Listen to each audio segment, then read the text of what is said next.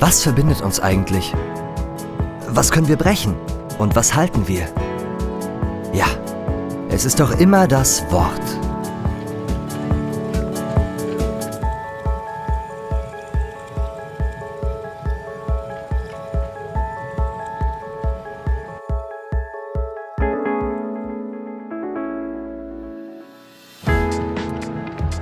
Am Anfang war das Wort. Ein Satz aus der Bibel. Was hat das mit mir zu tun? Aber ja klar, irgendwie stimmt es ja noch heute. Worte bringen Menschen zusammen. Erst durch Worte werden Ideen greifbar. Ohne Worte wäre es noch viel schwieriger, uns zu verstehen. Und das Leben an sich. Einsteigen bitte.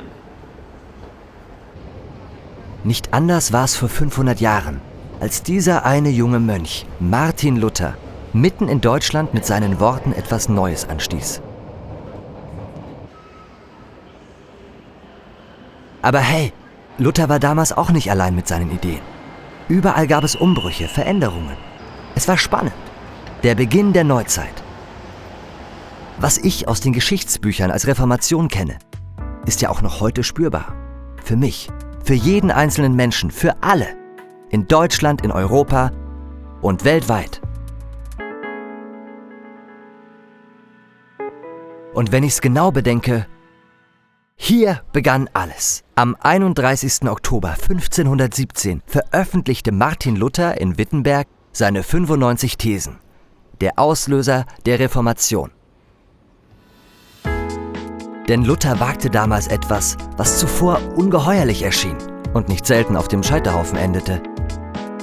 Er begehrte gegen die Allmacht der katholischen Kirche und gegen die Denkweise einer ganzen Epoche auf. Kein Wunder also, dass wir die Auswirkungen noch bis heute spüren, oder?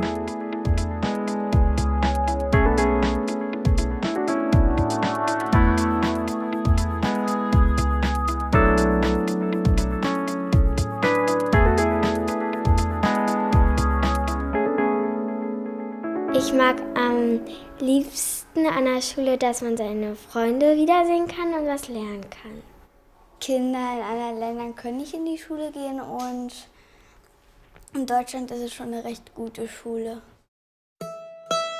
Und wie das so ist mit großen Ideen, viele Menschen schlossen sich ihm an. So auch Philipp Melanchthon, der enormen Einfluss auf die Entwicklung der Reformation hatte. Melanchthon setzte sich für die Neugründung von Schulen ein.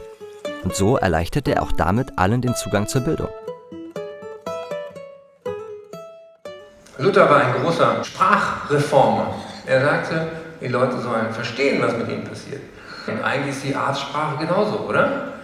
Mediziner lernen bis heute im ersten Semester Griechisch und Latein, um sich unverständlich ausdrücken zu können. Damit keiner merkt, wenn sie mit dem Latein am Ende sind. Ich bedauere, dass ich Martin Luther nie persönlich kennengelernt habe. Ich hätte es spannend gefunden. Ich glaube, der Mann hatte nicht nur unglaublichen Mut, sondern er hatte auch Humor. Ja, Eckart von Hirschhausen hat recht. Dass Luther die Bibel übersetzte, wodurch er die deutsche Sprache reformierte, zeigt seinen besonderen Mut. Er erfand neue Worte und versuchte, eine einheitliche Schreibweise durchzusetzen.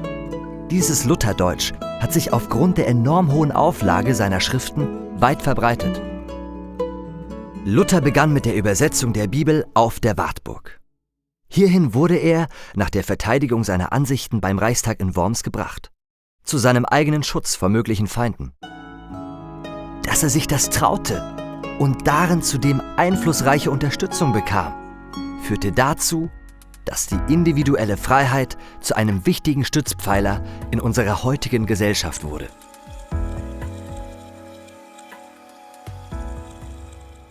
Luther war für die Sozialgemeinschaft Ideengeber und vieles, was wir heute im Grundgesetz wiederfinden, Anspannung zwischen Freiheit einerseits und sozialem Miteinander andererseits, hat Luther gedacht.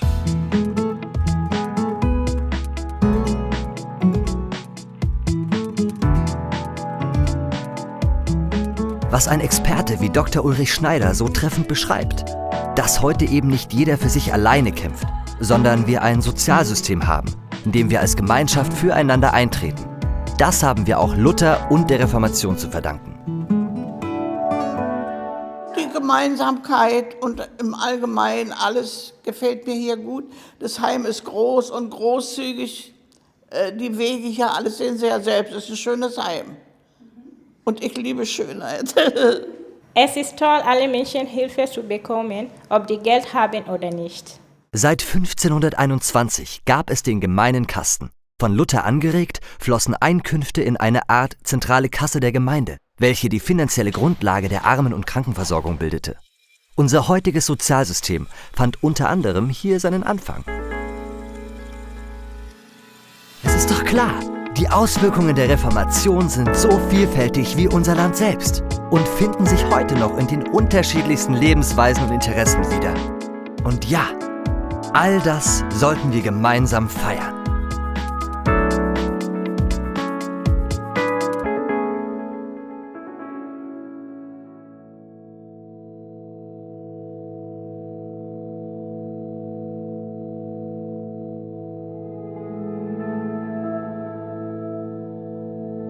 Um das 500-jährige Jubiläum des Beginns der Reformation zu begehen, haben Bund und Länder die staatliche Geschäftsstelle Luther 2017 ins Leben gerufen. Während der Lutherdekade ziehen zudem Staat und Kirche an einem Strang und geben ihr Bestes, um die Reformation als ein Ereignis von gesamtgesellschaftlicher Bedeutung zu würdigen. Was durch Luther angestoßen wurde, ist so vielfältig wie unser Land selbst und findet sich in den unterschiedlichsten Lebensweisen und Interessen wieder. Was erwarte ich mir von der Lutherdekade? Vielleicht, dass viele Menschen auf Rochlitz als etwas unbekannteren Ort der Reformation aufmerksam werden und sich ihn für sich erschließen. Ein Buch könnte in der Tat den Zweck erfüllen. Es zeigt ihn als den Mann des Wortes. Dieser Gewährsmänner habe mir vom Plan ihres Königs berichtet, ein Denkmal für den Luther ansetzen.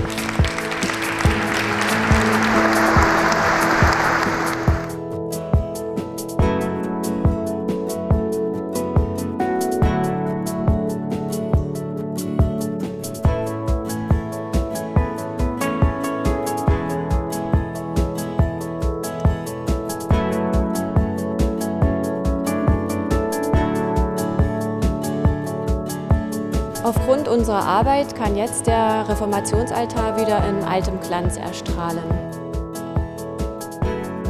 Ich denke mal, 2017 muss halt fertig sein.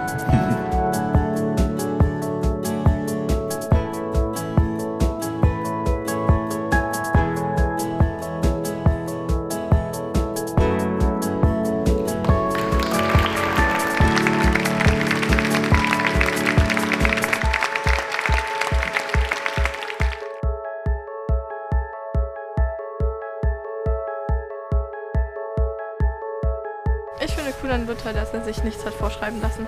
Und dass er auch auf der Wartburg war und dort die Bibel übersetzt hat, weil so viele Touristen nach Eisenach kommen.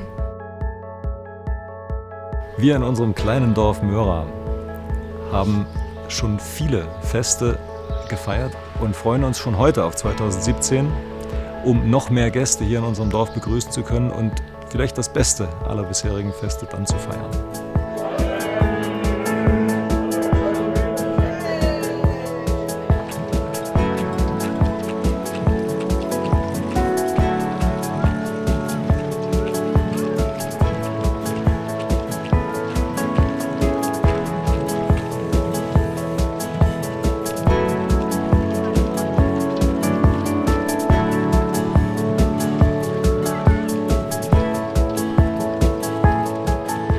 Lassen auch Sie sich von 500 Jahren Reformation begeistern und feiern Sie mit uns.